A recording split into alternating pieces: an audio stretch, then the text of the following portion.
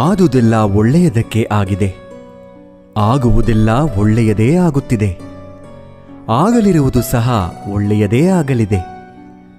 ರೋಧಿಸಲು ನೀನೇನು ಕಳೆದುಕೊಂಡಿರುವೆ? ಕಳೆದುಕೊಳ್ಳಲು ನೀನು ತಂದಿರುವುದಾದರೂ ಏನು? ನಾಶವಾಗಲು ನೀನು ಮಾಡಿರುವುದಾದರೂ ಏನು? ನೀನೇನು ಪಡೆದಿದ್ದರೂ ಅದನ್ನು ಇಲ್ಲಿಂದಲೇ ಪಡೆದಿರುವೆ. ಯಾವುದು ನಿನ್ನ ಭಾಗ್ಯದಲ್ಲಿ ಇದೆಯೋ ಅದು ನಿನಗೆ ಸಿಕ್ಕೇ ತೀರುತ್ತದೆ. ಯಾವುದು ನಿನ್ನದಲ್ಲವೋ ಅದು ನೀನು ಎಷ್ಟೇ ಪ್ರಯತ್ನಿಸಿದರೂ ಸಿಗಲಾರದು. ಚಿಂತೆ ಬಿಡು. ಜೀವನದಲ್ಲಿ ಬರುವುದೆಲ್ಲವ ಬಂದಂತೆ ಸ್ವೀಕರಿಸು. ನಮ್ಮ ಬದುಕೇ ಒಂದು ಹೋರಾಟ. ಈ ಹೋರಾಟದಲ್ಲಿ ನಾವು ಮಾಡುವ ಕಾರ್ಯವನ್ನು ಪ್ರಾಮಾಣಿಕವಾಗಿ ಮಾಡಬೇಕು. ಏನು ಆಗಬೇಕೋ ಅದು ಆಗೇ ತೀರುತ್ತದೆ. ಅದನ್ನು ತಡೆಯಲು ನಮ್ಮಿಂದ ಸಾಧ್ಯವಿಲ್ಲ. ಸತ್ಯದ ದಾರಿಯಲ್ಲಿ ಹೋಗು. ನೀನು ನಡೆಯುವಾಗ ಪಾತಾಳಕ್ಕೆ ಬಿದ್ದರೆ ನಿನ್ನನ್ನು ಮೇಲೆತ್ತಲು ನಾನು ಬಂದೇ ಬರುತ್ತೇನೆ. ಸ್ವರ್ಗದಲ್ಲಿ ಎಲ್ಲವೂ ಇದೆ, ಆದರೆ ಸಾವಿಲ್ಲ. ಭಗವದ್ಗೀತೆಯಲ್ಲಿ ಎಲ್ಲವೂ ಇದೆ, ಆದರೆ ಸುಳ್ಳಿಲ್ಲ. ಜಗತ್ತಿನಲ್ಲಿ ಎಲ್ಲವೂ ಇದೆ, ನೆಮ್ಮದಿಯಿಲ್ಲ.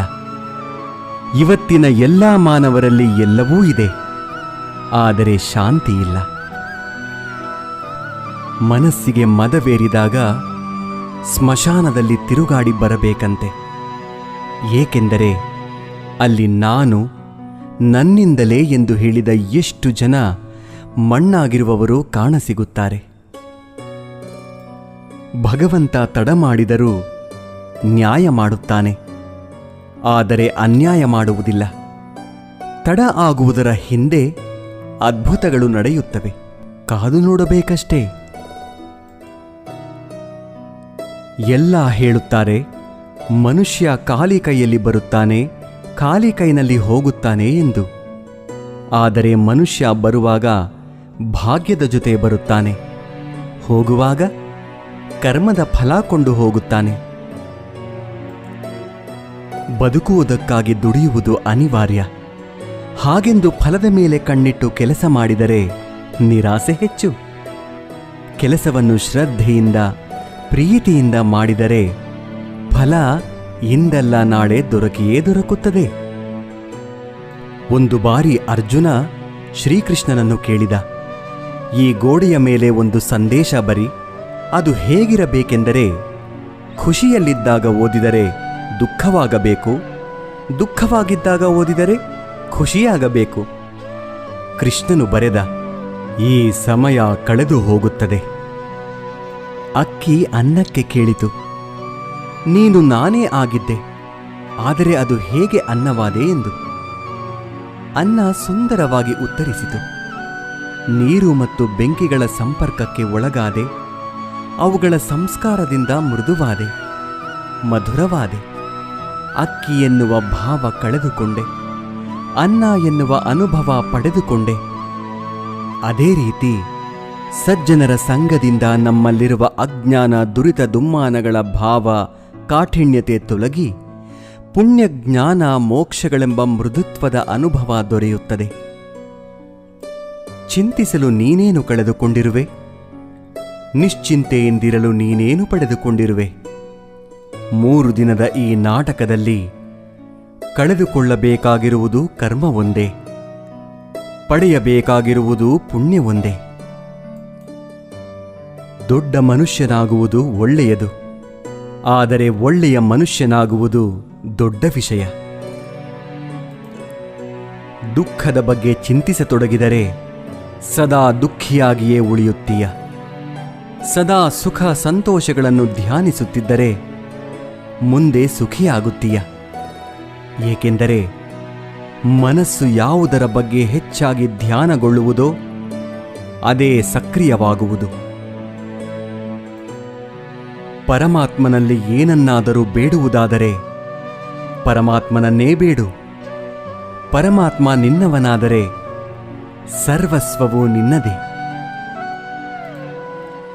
ಹೊಡೆತದ ನೋವನ್ನು ತಡೆದುಕೊಳ್ಳುವ ಶಕ್ತಿಯನ್ನು ನೀಡುವ ಭಗವಂತ ಸಮಯ ಬಂದಾಗ ತಿರುಗಿಸಿ ಹೊಡೆಯೋ ತಾಕತ್ತನ್ನು ನೀಡುತ್ತಾನೆ. ನೀವು ಪ್ರಯತ್ನಿಸುವವರೆಗೂ ನಿಮ್ಮೊಳಗಿನ ಶಕ್ತಿಯ ಅರಿವು ನಿಮಗಿರುವುದಿಲ್ಲ. ಪ್ರಯತ್ನ ನಿರಂತರವಾಗಿರಲಿ.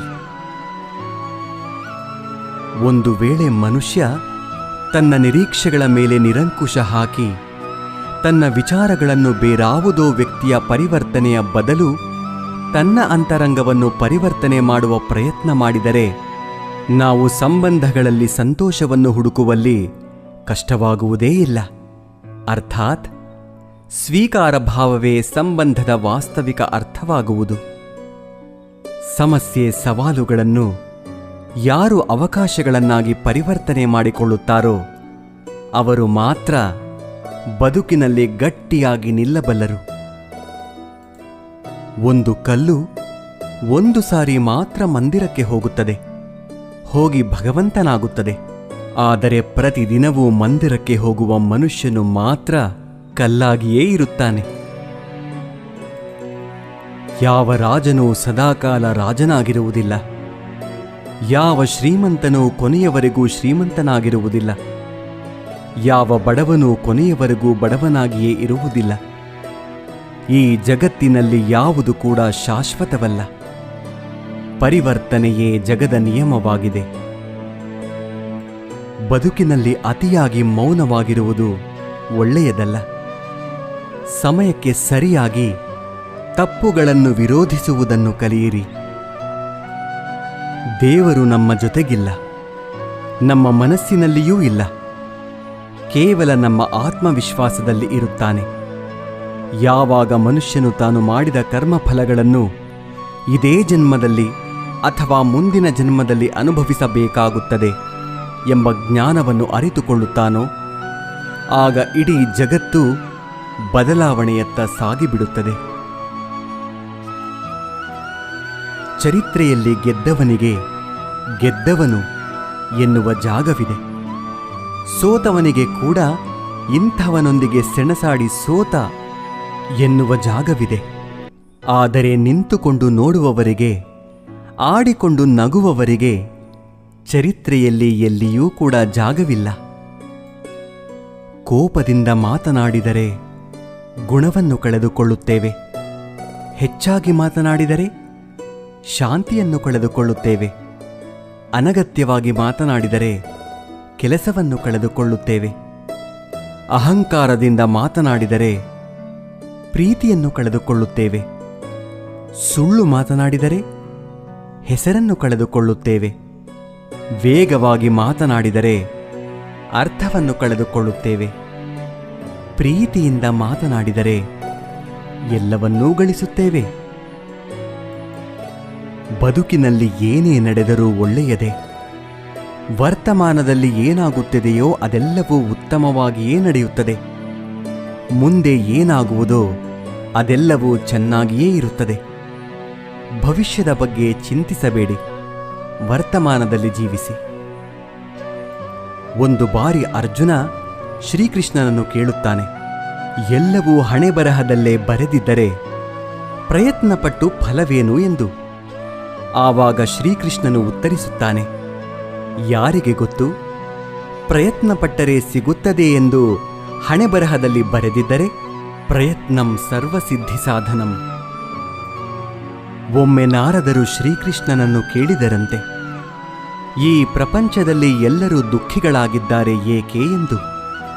ಆಗ ಶ್ರೀಕೃಷ್ಣನು ಮುಗುಳ್ನಗುತ್ತಾ ಹೇಳಿದನಂತೆ, ಸುಖ ಎಲ್ಲರ ಬಳಿಯೂ ಇದೆ, ಆದರೆ ಎಲ್ಲರೂ ಇನ್ನೊಬ್ಬರ ಸಂತೋಷದಿಂದ ದುಃಖಿಗಳಾಗಿದ್ದಾರೆ ಅಷ್ಟೇ. ನೆಮ್ಮದಿ ಯಾವುದೇ ವಸ್ತು ಹಣದಲ್ಲಿ ಇರುವುದಿಲ್ಲ, ನಮ್ಮ ಆಲೋಚನೆ ಮತ್ತು ಮನಸ್ಸಿನಲ್ಲಿ ಇರುತ್ತದೆ. ಕಷ್ಟಪಡದೆ ಸಿಕ್ಕ ಫಲ ಎಂದಿಗೂ ಸುಖವನ್ನು ಕೊಡುವುದಿಲ್ಲ. ಸುಖವನ್ನು ಕಷ್ಟಪಡುವುದರಲ್ಲಿ ಹುಡುಕಿ. ಸ್ನಾನ ದೇಹವನ್ನು, ಧ್ಯಾನ ಮನಸ್ಸನ್ನು, ದಾನ ಧನವನ್ನು, ಯೋಗ ಜೀವನವನ್ನು, ಪ್ರಾರ್ಥನೆ ಆತ್ಮವನ್ನು, ವ್ರತ ಆರೋಗ್ಯವನ್ನು, ಕ್ಷಮೆ ಸಂಬಂಧಗಳನ್ನು, ಪರೋಪಕಾರ ಅದೃಷ್ಟವನ್ನು ಪವಿತ್ರಗೊಳಿಸುತ್ತದೆ. ಕೇವಲ ದೇವರನ್ನು ಪೂಜಿಸುವುದರಿಂದ ಪುಣ್ಯ ಬರುವುದಿಲ್ಲ.